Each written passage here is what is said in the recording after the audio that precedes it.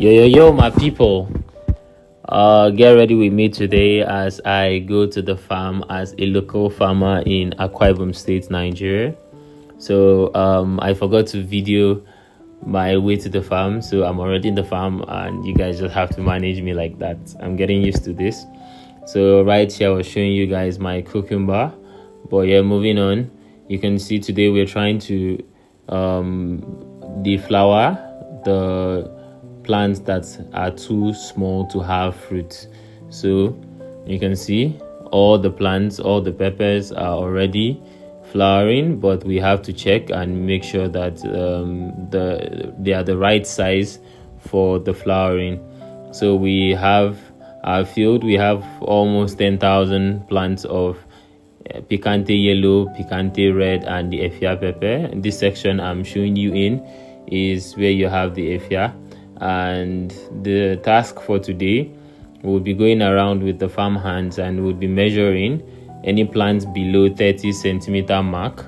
We are going to we'll do two tests. The first test would be the 30 centimeter mark, which is what I'm doing here with the stick, as you can see. And then we have to look at the stem to see if it's healthy enough to bear the weight of fruit when it eventually starts to bear fruit.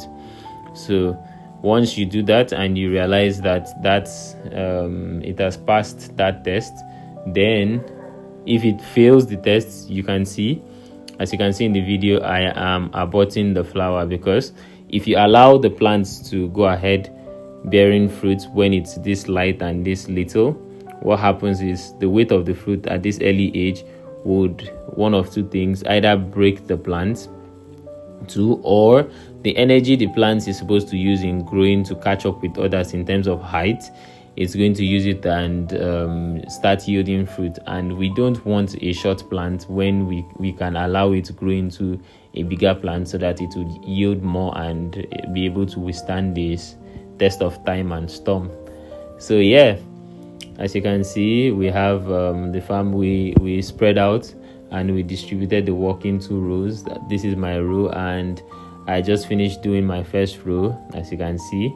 That's why I'm doing a little selfie. Yeah, but somewhere along the lines, the rains decided to interrupt our work, and we had to just go chill the farm hands and, just have a little one or two. And yeah, we are back. You can see how much rain fell. You can see the puddles between the ridges, and yep. But when you're a farmer, come rain, come shine, nothing interrupts you. So I got on, I wore my rain boots, and yeah, back to work.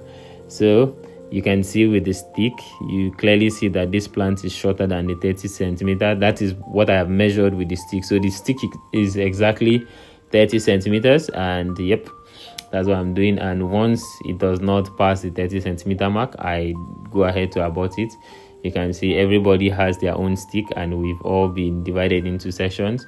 And yeah, another advantage of doing this is in the process we get to weed out and just clean the holes in which the plants are in. So it's sort of multitasking, or you would say killing many birds with just one stone. So by the time we are done, we would have passively uprooted and done weeding for the plants and all of that, all in one go.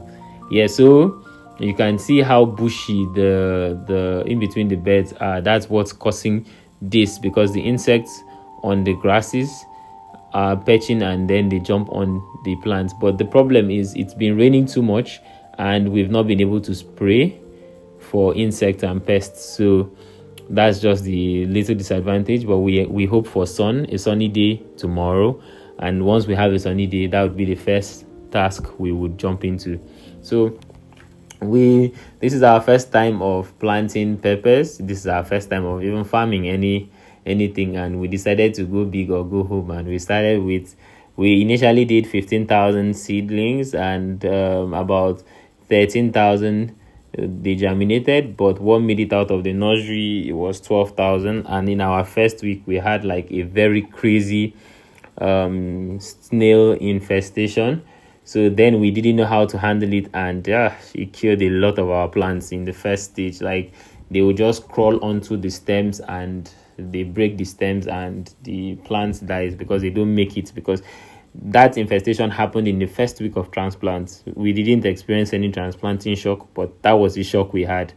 So you can see this part, we don't have the mulching film on it, and we are going to do the organic mulch where we use dry straw to cover it. And yeah, so I was just taking a break here, standing, and yep, just did a little camera vibe check. So back to work, and yeah, all work and no play makes who a dull boy. Yeah, done with my day at the farm, and I'm heading back home. Yep, that's it.